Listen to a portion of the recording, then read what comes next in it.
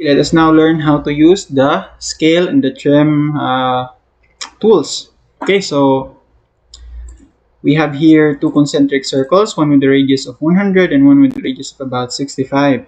Then you can use the scale button here in the ribbon, or you can type in the command line SC, and then there you have it. You just have to select the objects and then press enter again. You specify a base point. I'm going to use the center. And then you can scale it up by entering a value greater than 1, and you can scale it down by entering a value lesser than 1. Okay, let's say if you want to scale it up by a factor of 2. Okay, so there you have it. And then if you want to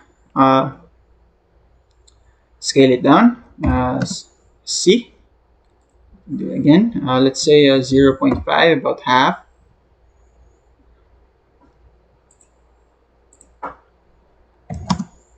So 0 0.5. And there you have it. We're back to our original size. Okay. So that's it for the scale.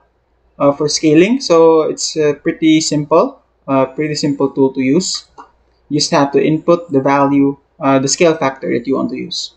Okay, so let's multiply. Let's copy these and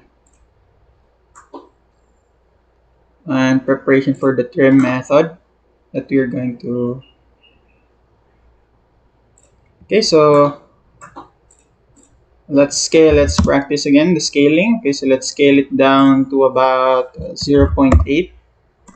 Okay, and this one, let's scale it for about, let's say about 0.7. Oops, what happened? 0.7. Okay, there you have it. So a little bit smaller than the original one. Okay, so now we move on to the trim method. Okay, let's say we want to create something like a fidget spinner. Okay, so I'm going to try to reconstruct that using the trim tool. Okay, so circle, let's use the tangent, and radius. Let's see if this works. Okay, we have 137. Okay, center that. And then this one, let's give it 150. Okay, and then this one again. Okay, so 150, let's say 130. Okay, so there you have it.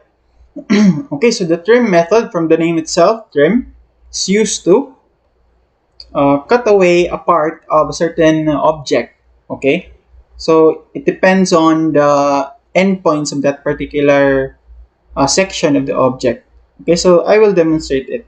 So you can activate the trim by clicking this button right here, the trim, and then, or you can also use the command line and type TR.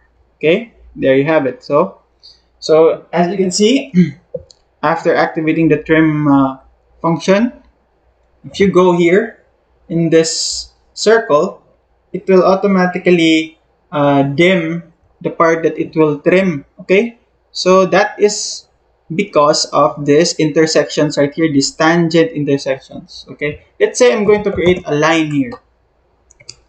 Let's trim it first, you will see. Okay, if I click this, okay, so there you have it. Looks like a fidget spinner now. Like we're just going to remove these ones.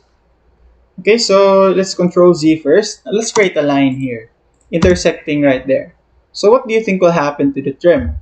TR, see? It depends on the section that has an intersection with another object. Okay, so let's create another line here. So let's TR again. So as you can see, this will be the only part that will be trimmed. What do you think will happen if I hover it over here? So that is the only part. Okay, because we have an endpoint here. Okay, so let's delete these lines. Okay, so let's create the fidget spinner. Okay, there you have it. Click this one, delete this one. There you have it, an irregular fidget spinner. This won't be a very good fidget spinner, but really, it looks kind of cool. Okay, so if I trim this also, as you can see, there are endpoints here also. and then there, and there.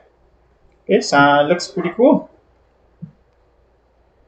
Okay, so that's it for this video. I'll see you in the next one.